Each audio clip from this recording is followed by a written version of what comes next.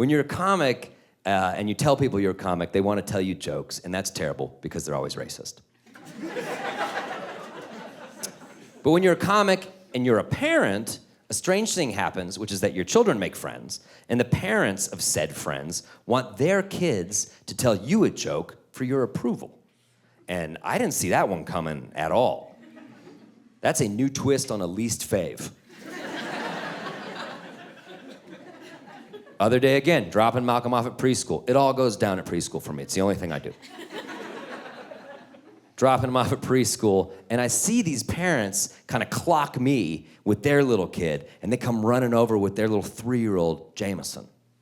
That's a real name, because they're fucking alcoholics. This is our little boy Jameson, and that's his brother Bushmills.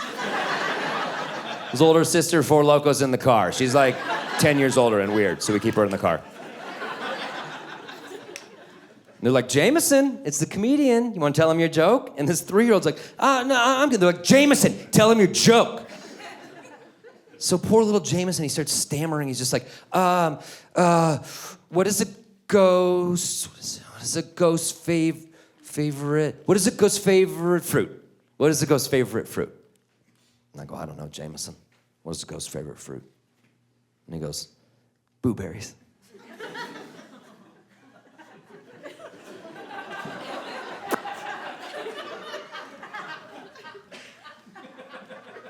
What the fuck do you want me to do with that? You want me to do a backflip over Jameson's pun? I was like, Jameson, we're gonna punch it up a little bit. Why don't I ask it to you? He goes, what? I go, Jameson! What is a ghost's favorite fruit? And he's like, and I go, peaches. Because they remind him of how his dead wife used to look so forward to when peaches would come into season every year. She couldn't wait for late August, early September for that first bite of a ripe seasonal peach. And she would take that bite and she would smile so big that he would swear to God you could see the little girl in her face as she smiled. Even as an old woman, she would take a bite out of that late August peach and she would smile and he could see the little girl that she once was and the fact that she's dead and he's dead and yet they're still not together in this strange post-mortem plane reminds you that even the afterlife is cruel. Have a nice day, Jameson.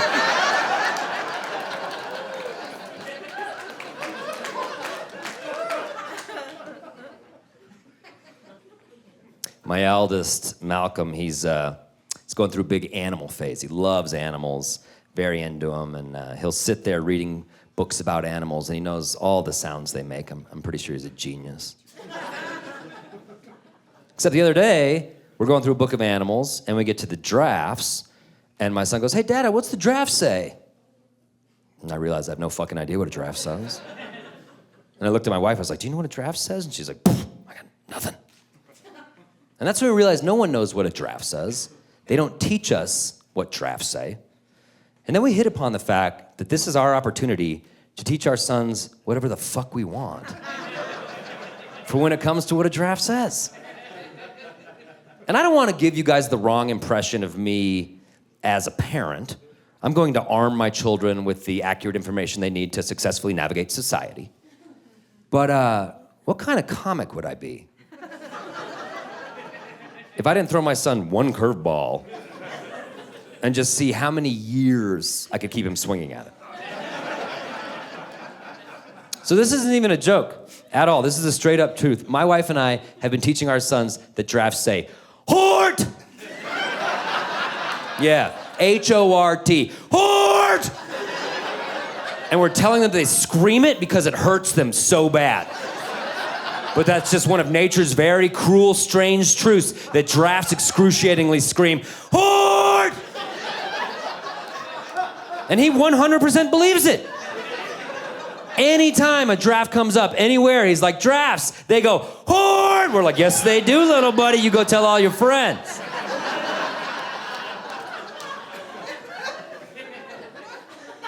We go to the zoo, he's sharp. He knows when the giraffe exhibit is coming.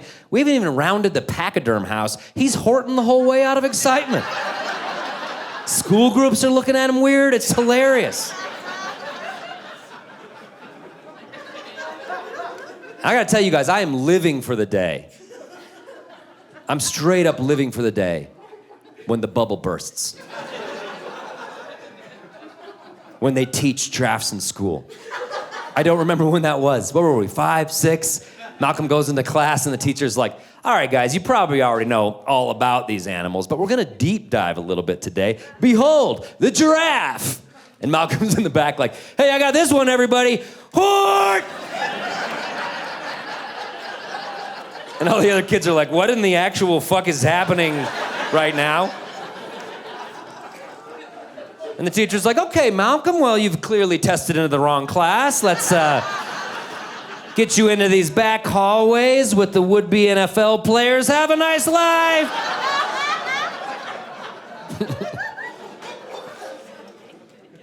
And the fragile house of cards that was his 5-year-old world crumbles beneath the lie that was Hort. And he comes home from school that night, he's in tears, sobbing. He's like, nobody said that giraffes say Hort. They said you guys just made that up. What the fuck?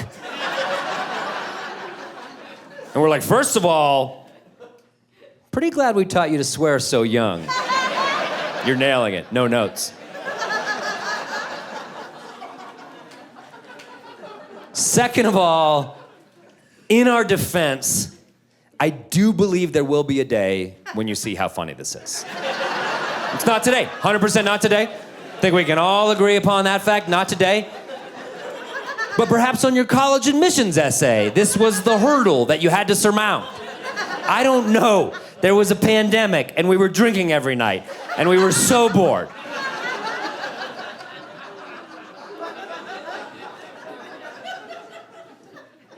And he's like, would you lie to me about anything else? We're like, no, buddy. Definitely not, dude. We shot you straight the rest of the time. Promise. All right, listen. I'm not entirely convinced kangaroos say boing boing. Feels kind of like a lazy myth perpetrated by Fisher-Price, and honestly, probably racist in a way I don't understand.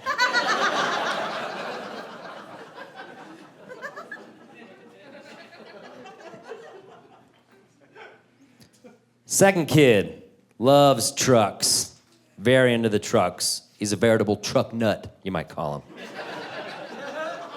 Really into trucks. And he doesn't have the language to explain to us how much he is into trucks. So he does something, I can only describe it as worshipful.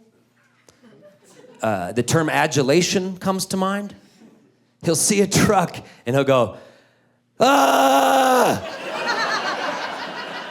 Ah! And if the truck moves, he'll move with it. Ah! Oh, you are my new God! I worship thee, truck! So we're like, Jesus, this kid loves trucks. Let's get him trucks. We got him all sorts of little toy trucks, and he'll sit and he'll play with them for hours, you know? On the carpet, it's just a little boy playing with his trucks, and it's beautiful. It's a Norman Rockwell painting. But it's also so heteronormative. Yeah, and it's 2023, and you're talking to a pretty woke-ass dad. And yeah, he might be into trucks now, but what if 6 months from now, he wants to have tea parties or dress up as a princess? Meanwhile, Dad's been shoving trucks down his throat since day fucking one, like the patriarchy would, goddamn. I was like, I gotta diversify this kid's toy portfolio. I'm gonna get him a doll baby. He can play with the doll baby. He can play with the trucks. He'll learn that Dada loves him regardless. So I'm at Target looking for a doll baby for my truck-loving son.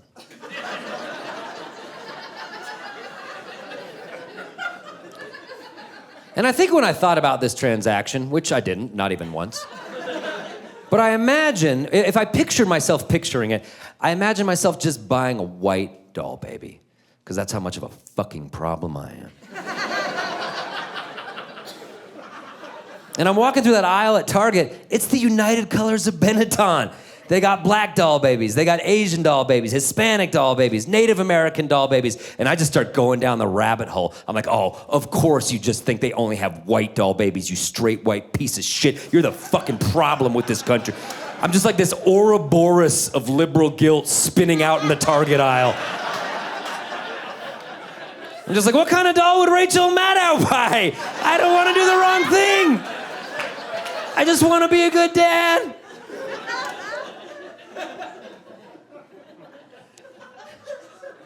So I decided I would get him a black girl doll baby. That's a voice that's very underrepresented in our society, I feel. It's certainly a voice that's underrepresented in my all-white household. So I got him a black girl doll baby. Her name's Gabby, and he fucking loves her. Yeah, he loves her. And he reacts to her as if she were a truck. Oh, yeah. He sees her across the room, he's like, Gabby! And just goon walks over to her, starts hugging her, rocking with her, and then he just starts petting her hair. As hard as he can, he just starts petting her hair. Which, if you've ever met a black woman in your entire life, you know the one thing you should never do, under any circumstances, is touch her fucking hair. Especially as a white man. That is rule number one, non-starter. Do not touch a black woman's hair. And I'm worried that in my sincere desire to be an enlightened parent, I've reverse engineered the most socially tone-deaf white man of all time. Of all time.